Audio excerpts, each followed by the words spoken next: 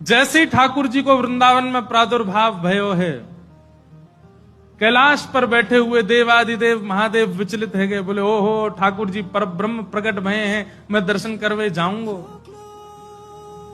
और 6 दिना के ठाकुर जी भये, तब पूतनाई वहां से पहले ही महादेव दौड़ करके आए हैं ब्रजमंडल में लाल जी को दर्शन करवे।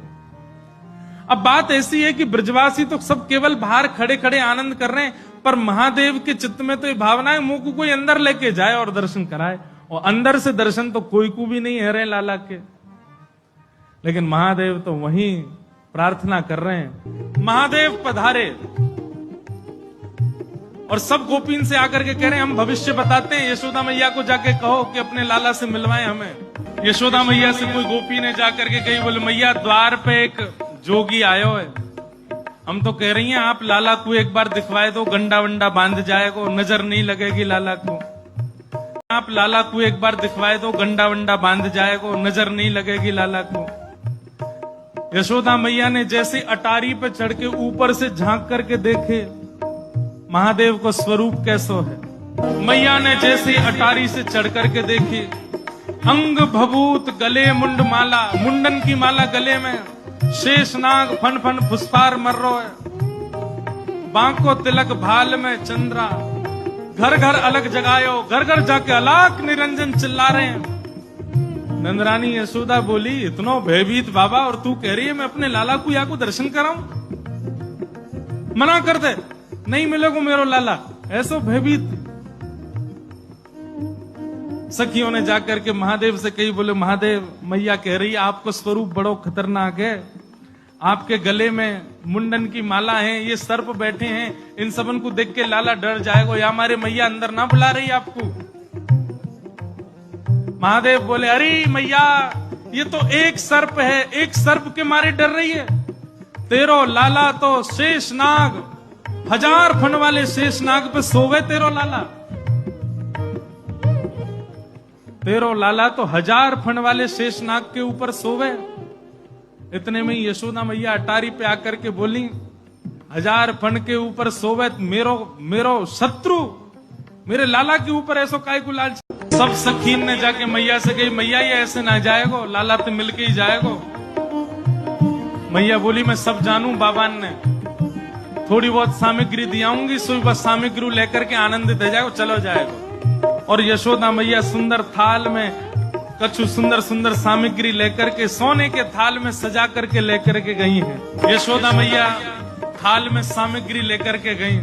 बाबा झोली आगे करो, बोले काय को, ये सब सामग्री लो और सामग्री लेकर के यहीं पे आशीर्वाद दे जाओ, हमारा लाला ऐसे चिरजीव है।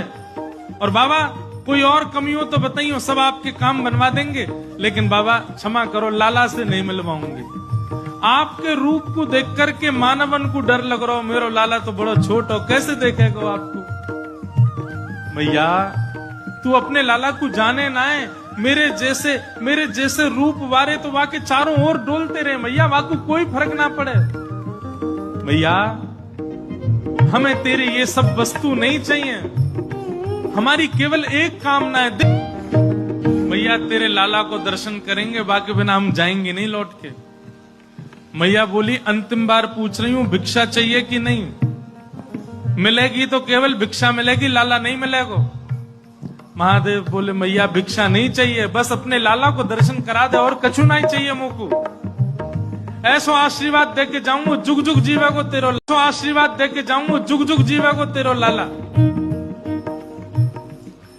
यशोदा मैया की बात, मैया कह रही है बाबा तू जो कहो सो करूंगी, लाला नहीं दिखाऊंगी।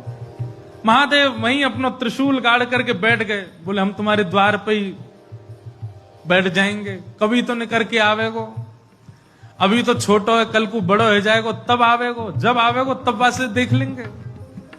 यशोदा मैया बोली मोकू अपनो लाला घर में बूढ़ो करनो पड़ जाए तो दर्शन नहीं कराऊंगी। मैं हूं वचन दे रही हूं, बूढ़ा है जाएगो मेरो लाला भीतरी, लेकिन तो को दर्शन नहीं कराऊंगी। और मैया बोली पीछे को द्वार खुलवा लूंगी, तू बैठो रहा यहीं पर, मेरो लाला पीछे तो चलो जाएगा।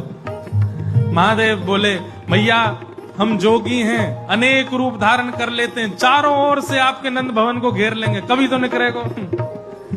मैया बोली रही बाबा तेरी हट और ये रही मेरी हट, अब देख तू मेरे लाला को कैसे देखे।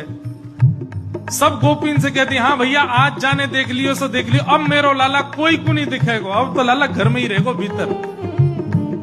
यशोदा मैया भीतर चली गई, द्वार बंद कर लिए, खिड़की बंद कर ली, कहीं से भी दिख नहीं जाए ठाकुर जी।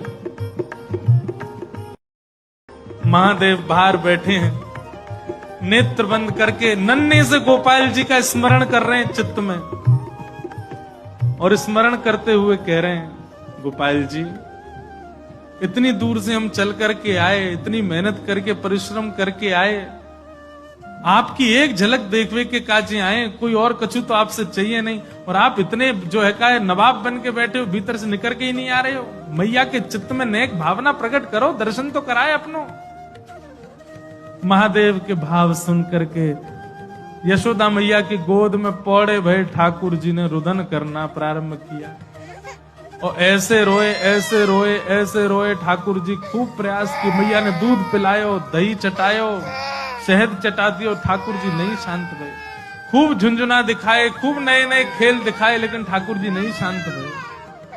पलना झुलाया, जो जो मैया कर सकती सब कर लियो, लेकिन ठाकुर जी को तो रोनो बंद नहीं। नीलमणि लाल मणि है गए रोते रोते, लाल पड़ गए ठाकुर जी महाराज, ऐसे जोर जोरते फूट फूट के रो में। एक गोपी आके बोले मैया बुरा नहीं मानो तो एक बात कहूं। बोले कहो। आपके लाला को नजर लग गई है, और कितनी नजर उतारवे पे ये नजर उतर नहीं रही है। अब तो कोई सिद्ध महात्मा आवे, महर्षि आवे, जोगी आवे, वही से ही ये नजर उतर सके। और मैया मोह तो ऐसे ही गोद की बात सुनी, सोई खड़े है गए। बोले आप मेरी गोद में दोगी उनको? बोले मैं प्रयास करूंगी, भीतर चलो। जैसे ही महादेव ने नंद भवन में प्रवेश किया, प्रथम चरण रखते ही ठाकुर जी का रुदन धीरे धीरे कम हो रहा है। जैसे जैसे महादेव समीप जाए, ठाकुर जी का रुदन धीरे धीरे कम होता जा रहा है। यशोदा मैया बोली हाँ हाँ ठीक है रो, ठीक है रो, ठीक। सुनो बाबा देखे वापिस चलो जा, ठीक है वो लाला तो। जैसे ही महादेव को कोई बाबा अब तो लाला सो गए बाहर, जैसे ही महादेव को बाहर किया ठाकुर जी फिर रोने लगे। यशोदा मैया समझ गई या जोगी नहीं कछु कियो, या लेके आओ भीतर। महादेव सामने आकर के खड़े हो गए, मैया गोद में लेके बैठी है, ऊपर से छुपा रखे हैं ठाकुर जी, और नेक ही दिखा रही। बाबा देख लेते कि यहीं। बोले मैया ऐसा मत करो, हम बहुत दूर, हम कुछ नहीं कहेंगे आपके लाला को। बोले कहां करूं? बोले पलना में लिटा दो, दूर खड़ी है, जाओ हम देख लेंगे हमें क्या करना। यशोदा मैया बोली मेरो हृदय निकरो जा रहा हो बाबा। बोले मैं सौगंध खा रहा हूं मैया, और मैं आज नजर उतार के जाऊंगा, और तू कुछ सौगंध खा के कह रहा हूं, जब तक तेरो लाला बड़ो नहीं है जाएगो, जब तक तेरो लाला या पृथ्वी पर रहेगो, मैं या की नजर उतार के काजिया के संग ही रहूंगो। तेरे लाला को कभी कोई की नजर गुजर नहीं लगेगी, मेरा वचन है मैया, तू एक बार रख दे। रोते हुए ठाकुर जी को जैसी पलना में जाके सुलायो मैया ने। सूरदास जी वर्णन कर रहे हैं,